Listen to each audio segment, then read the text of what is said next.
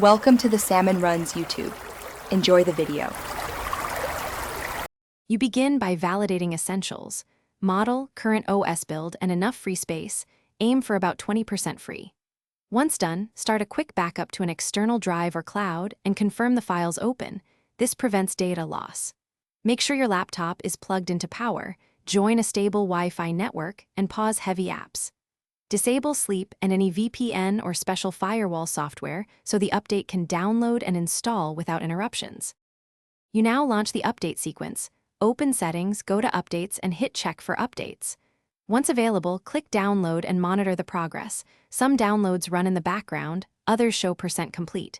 After download, choose Install. The system may schedule or require an immediate restart. Expect multiple stages: files copy, drivers update, and system optimizations. If optional drivers appear, install only trusted ones. Remember, do not force power off during install.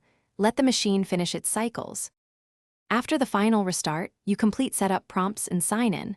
Allow the system to finish background tasks like indexing and driver configuration. Then confirm critical applications open and peripherals work. Check Device Manager or System Report for driver flags and update drivers as needed. If something goes wrong, first try Safe Mode to uninstall the recent update.